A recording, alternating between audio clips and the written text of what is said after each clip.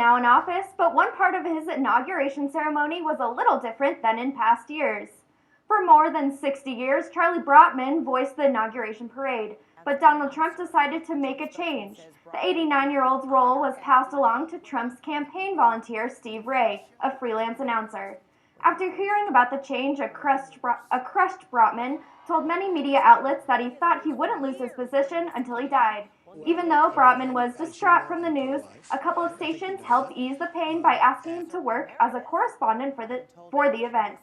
Even though the torch was passed along, Brotman continues to look at the bright side with his new position. President Donald Trump's first formal press conference before the inauguration turned to a fight between CNN correspondent and Trump. As Bear News reporter Mohammed Almer tells us, it started when Trump refused to call on CNN's Jim Acosta and ended with charges of fake news. The clashes between politician and journalists rage on from November's election to the president's first press conference on January 11th. Can you give us a chance? You are attacking our news organization. Can you give us a chance to ask a question, sir? Go ahead. Sir. BuzzFeed published unverified 35-page document containing allegation about ties between the Russian government and Trump. CNN denies publishing any details from the allegation. In a statement, they say that CNN reported about briefing material reported for Obama and Trump. The decision to publish the documents raised a debate over journalistic ethics. UNC ethics professor Liam Peck said journalists have a major responsibility to their... BuzzFeed should have verified the facts. They shouldn't have shared it. It wasn't right to share unverified facts or information with their readers. Dr. Peck explained the importance of the media rules to decide to publish a story. But I really do think that journalists need to keep doing what they do best. Gather the information, verify it, research, talk to the right people, discount the wrong people, but most importantly, not run with a story so quickly. It seems there has to be a trusted issue between President Trump and the media and the public. Reporting from Candelaria Hall from Greeley, Colorado, I'm Mohammed Al-Nimr for Bear News 98. Thanks, Mohammed. The battle between the Trump administration and White House Press Corps continues to boil. Journalists criticized allowing Skype questions from non-accredited reporters. Well, a warm start to the week quickly turned cold. How are Greeley's current conditions looking, Abigail? Well, today it was quite cloudy and we did have some snow last night. Taking a look outside, we see cloudy conditions with a bit of snow on the ground and grass, and it was slippery this morning. This photo was taken just this morning outside of Holmes Hall, where this guy is trying to clear off the ice and snow from the sidewalks so students could go to class this morning. Oddly enough, a year ago today, there was a snow day. Well, today we had a late start due to the snow and ice on the sidewalks. Here's what the Colorado Climate Center posted just today, saying that if there were any groundhogs out this morning, they would have slipped on the ice. Here's a photo of the ice-covered CoCoRaHS gauge located at our office in Fort Collins. And we definitely got our fair share of ice yesterday from a storm that brought freezing drizzle. Here are the CoCoRaHS observations for this morning of the snow and ice that accumulated yesterday. Here around Greeley, we got 0.03, 0.04, 0.02, even up to 0.06 inches of liquid precipitation. While closer to the foothills, we saw more of a tenth of an inch of precipitation. Currently, right now, it is 33 degrees with a dew point of 26 degrees. And with the pressure of 30.1 and rising, we'll have your full forecast coming up. The city of Greeley has more money to spend fixing roads. Now the question is what to fix first. Greeley voters approved a 0.65% sales tax increase last year. The new stream of tax revenue is dedicated specifically for road work. The increase raises $12 million a year for the next 6 years. The Greeley Public Works Department has a backlog of road work throughout the city. Bear News reporter John Polidorus talked with Greeley Public Works Director Joel Hemesath about the backlog. We have 370 miles of roads and 83 of those need major maintenance. So It's about $55 million in a backlog, and that tax gets us, with a combination of some funding, gets us to, we need $12 million a year or so with that tax that we got approved in 2015. The Public Works Department has their hands full as they deal with the backlog of deteriorating roads. The current road project is an irrigation pipe repair located at Highway 34 corridor and 23rd Avenue. They plan to finish the 23rd Avenue project by February 8th. For more information about the city road projects, visit keepgreeleymoving.com. UNC students have to check their grades on a new site this semester. Reporter Stephen Rice has the details about Canvas. UNC has now changed from Blackboard to Canvas. I'm about to give you the inside look into how to work Canvas. So what are some things that we can learn from Canvas? Well, with fewer clicks, stuff like SpeedGrader and drag and drop calendaring will give you more time for fun. The communication for a teacher and student is super important, and thanks to Canvas, it's on your terms. You can receive notifications, network, and even interact on your smartphone and other devices. You can also comment on papers thanks to Open Platform. This can be found via Gradebook. You can also add videos from social media or YouTube on Canvas. This allows for richer assessment content. All of these things can be found on Canvas. For more information, go into Canvas on the UNC website. Reporting from Butler Hancock, I'm Stephen Rice, Bear News 98. If you have more questions about the site, go to the UNC homepage and search Canvas. You'll find lots of help screens and links to YouTube videos to help you figure out how to use the system. Coming up after the break, Abigail has your full weather forecast. Need a quick cup of joe? Stay tuned to find out more about your campus's coffee corners. We'll be right back. Hey, I'm Anderson Cooper. As a parent, you want to make sure that your child knows how to deal with bullying when they see it happening. And chances are they want to help, but they don't really know how. I'll teach them that the best thing to do is calmly walk away, find a teacher or other adult, and speak up. And do your part. Be that adult they can talk to and trust will listen. Join me to help stop bullying. Go to stopbullying.gov to find out more. You sure you don't want some? It's chamomile. Listen, you are extremely terrifying. Just the scariest undead subhuman thing on TV, and I really mean that.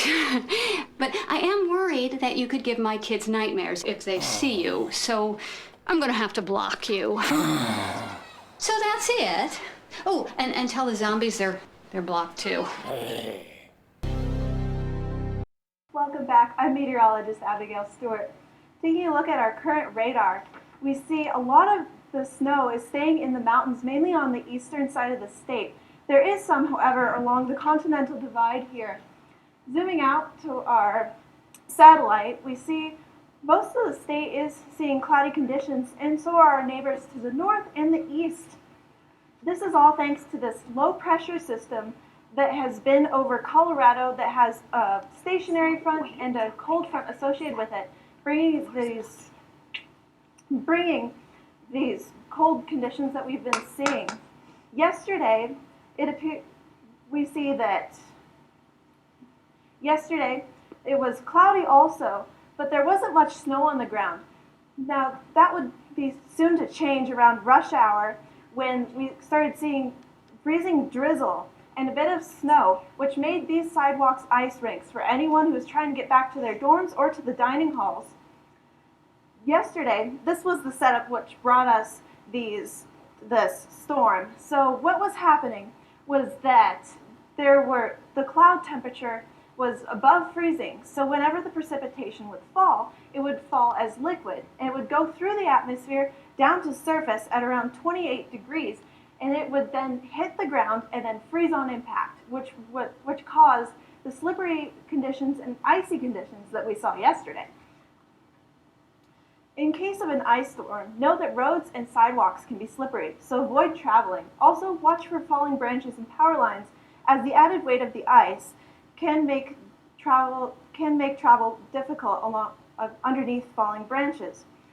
Dress warm, wear good shoes, and listen for watches and warnings in case conditions change.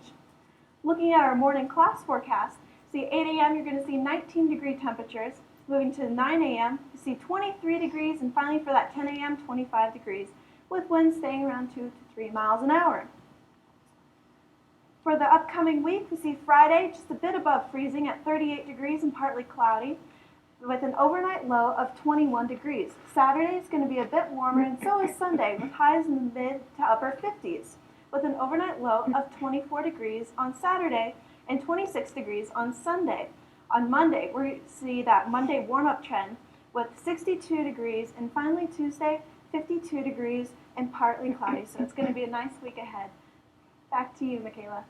3 hidden gems are brewing student success here at UNC. Like most college students, I can't get through the day without my daily cup of coffee, but the UNC Coffee Corners are helping people get their daily fix.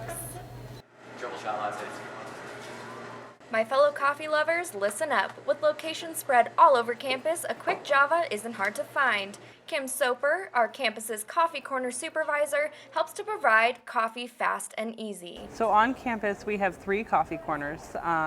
We have one in the Turner Resident Hall. That one is open 2 different times during the day. And then we also have the Michener Library Coffee Corner, as well as the Kepner Coffee Corner. We're kind of more where the students are rather than them having to kind of seek out and find us. So it's really a convenience factor around campus. The Kepner Corner, which was the first to open on campus, had an interesting start. It was a marketing club that kind of designed the coffee corner itself, and they ran the operation, and then dining services took that over from them when they were kind of more or less done with it, so to speak. And from there, it became a campus essential. Between the 3 locations today, approximately 4,000 students are served a week. So we serve around 100 pounds of coffee a week between the 3 coffee corners. Around 500 bagels a week approximately, and we also serve around 90 breakfast burritos a week. I don't want to know how much I contribute to those numbers. Today, UNC gets all of its coffee beans from IMAT, a Colorado Proud company based out of Denver, which provides fair trade organic coffee. The corners employ 40 students altogether and even provide manager and supervisor positions. Student employee Molly Bridell explains how her position as a barista helps her future. Getting to work face-to-face with people and learning how to run a cash register and keep the corner clean and work with other people is I think is really valuable for me. From coffee to bagels to student employment and so much more, the UNC Coffee Corners are a hot commodity. Nothing like a good old latte. Make sure to stop by your closest UNC Coffee Corner to get all your college needs. Reporting from the University of Northern Colorado, I'm Michaela Lander, Bear News 98. Coffee Corners bring new options and tastes every semester, so if you have any new ideas or cravings, be sure to add them to the suggestion boxes at each location. With all the bad in the world, it's nice to know that there are still good people out there. Reporter Jackie Polizzi sat down with a man who's trying to make a difference in the Greeley community. Greeley is a hidden gem not many people know about. I kind of stumbled onto it. I put a little ad on Facebook and seeing if there was any need for it, and it was just such an overwhelming response. And I just found myself in such a situation that I think I'm going to be able to be helpful down here. Because I don't think there's any type of laser services here in Greeley. Jesus Bohan is a Jefferson County auto body teacher by day and tattoo emergency 911 expert by night. And there was quite a few regulations just being able to put something like this together. So this was a first of its kind, and I did have to jump through a lot of hoops with the state just to be able to kind of do something like this. And now that I have, it's turned into kind of a really great concept. He travels the state in his tricked out ambulance doing tattoo removal on the go. A strong laser strapped in the back of his ambulance does the trick. It's a laser. It's a very intense light. If you think about it, the ink is still semi-liquid under the skin. So what happens is as we put this really bright light on it, we're basically crystallizing the ink little by little and pushing it down past the dermis where your white blood cells are able to get it and metabolize it little by little. You may ask, how did Bohonda come up with this name? It all started 2 years ago on New Year's Day. Just trying all these different ones, and every time we'd come up with something, we'd find it was taken. She says, "What about the 911 for the ambulance?" And she typed it in, and it was free. I was like, "That's her name," and she found it. Bohonda wants everyone to know that tattoo removal is for everyone, not just gang members. Next time you're strolling around Greeley at night or on the weekends, keep your eyes peeled for this one-of-a-kind ambulance. Reporting from downtown Greeley, I'm Jackie Pulizzi, Bear News. For more information about Tattoo Emergency 911, visit their website, tattooemergency911.com. You can also find them on Facebook, Twitter, and Instagram.